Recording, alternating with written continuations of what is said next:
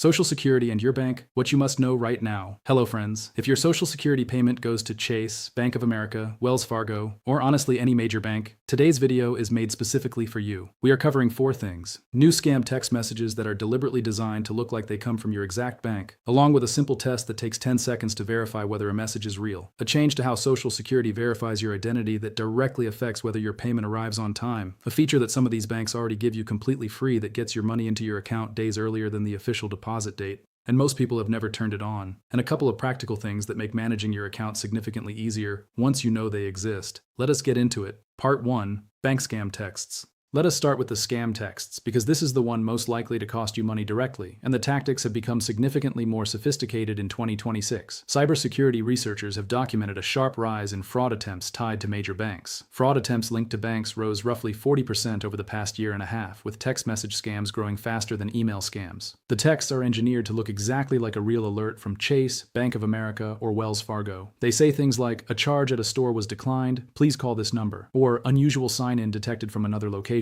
Click here to secure your account." Or, "Your debit card has been locked. Reply unlocked to restore access." Here is the test that takes 10 seconds and tells you immediately whether a text is real. Real bank text alerts come from a 5 or 6-digit number called a short code, not a regular 10-digit phone number, and each bank uses the same short codes every single time. For Chase specifically, fraud and account alerts come only from the numbers 28107, 36640, or 72166. If a text claiming to be from Chase arrives from a regular phone number, anything that looks like a normal 10-digit number, it is not from Chase. Bank of America and Wells Fargo operate the same way with their own assigned short codes. The number itself is the verification. You do not need to click anything or call anything to check this. Just look at where the text came from. Part 2. The safe account scam. The second thing to know is about a scam that has cost people their entire life savings. And it works specifically because it sounds like the bank is actually protecting you. Here's how it happened to one real person, Kelly Hinton. She received a text asking whether she had attempted to wire $7,500 out of her account. She replied no, which felt like the right and responsible thing to do. Within minutes, she received a phone call from someone claiming to be a Chase fraud investigator. This person walked her through securing her money by transferring it to a so-called safe account. She transferred over $15,000. It was all completely fake. The text, the phone call, the investigator, and the safe account were all part of the same coordinated scam. Here is the single rule that would have stopped this entirely. No legitimate bank will ever ask you to move your money to a safe account to protect it from fraud. Wells Fargo states this explicitly in its official consumer guidance. A legitimate fraud alert will never ask you to provide personal codes and will never instruct you to transfer money anywhere, including to yourself. If anyone calling about fraud protection asks you to move money, hang up immediately. Then call the number printed on the back of your card to ask whether there is actually an issue with your account. Part 3. QR code scams. The third scam to know about involves QR codes, those small square barcodes you scan with your phone camera. They have become extremely common for making payments at parking meters, restaurants, and small businesses. Scammers have started placing their own QR code stickers directly over legitimate ones. You believe you are scanning a parking meter to pay for 2 hours. You are actually being directed to a fake payment site that captures your card information. Before scanning any QR code to make a payment, look closely at the sticker. Does it appear to have been placed over something else? When in doubt, pay a different way entirely. And finally, on scams. Watch for lookalike web addresses. Scammers register domains that look nearly identical to your bank's real website. Things like wellsfargo.com with an extra letter, or chase-secure-verify.com, which sounds official but is not Chase's actual domain. If you ever need to log into your bank account because of a text or email, do not click the link. Open your browser and type your bank's address yourself, or use the bank's official app directly. Part 4. Social Security Direct Deposit Identity Verification. Now let us talk about something that directly affects whether your Social Security payment arrives on time. The Social Security Administration significantly tightened its rules in 2025 for changing your direct deposit information over the phone.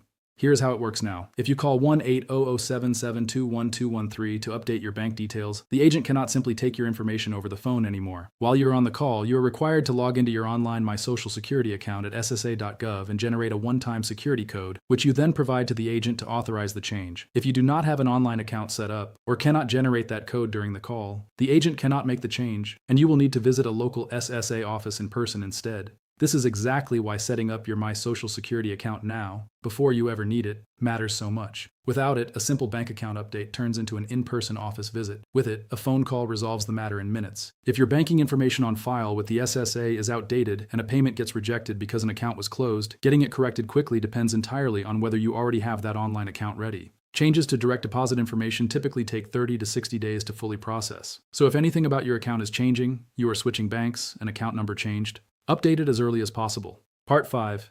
Early direct deposit.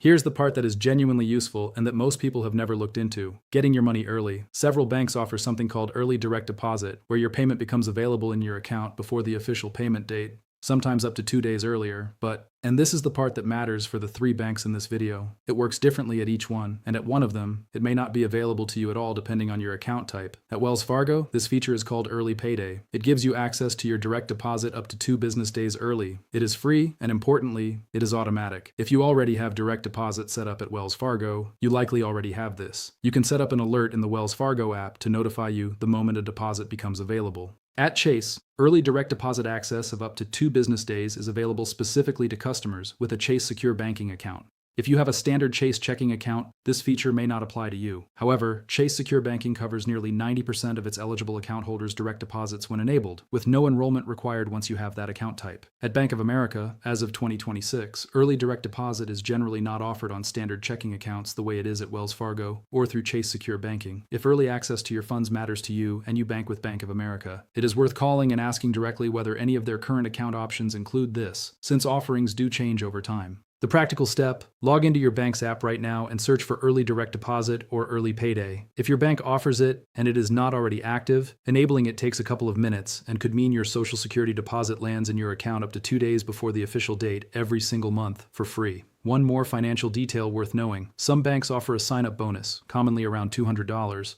for new account holders who set up direct deposit within the first 60 days of opening an account. If you or a family member is considering opening a new account anyway, timing the direct deposit setup correctly can mean extra money on top of everything else. So here's the full picture. Verify any text claiming to be from your bank using the short code. Chase uses 28107, 36640, and 72166, and other banks have their own assigned codes that do not change. No bank will ever ask you to move money to a safe account. That request alone means it is a scam, regardless of how convincing the caller sounds. Be cautious with QR codes used for payments and never click links in bank texts. Type the address yourself. If you need to update your direct deposit information with the SSA over the phone, you will need your online My Social Security account ready to generate a one-time code during the call. Without it, you will be directed to an office in person, and changes take 30 to 60 days either way. And check whether your bank offers early direct deposit. Wells Fargo includes it automatically. Chase requires a secure banking account. Bank of America generally does not offer it on standard accounts, so a phone call is worth making either way. Subscribe. Share this with someone you know who banks with one of these institutions.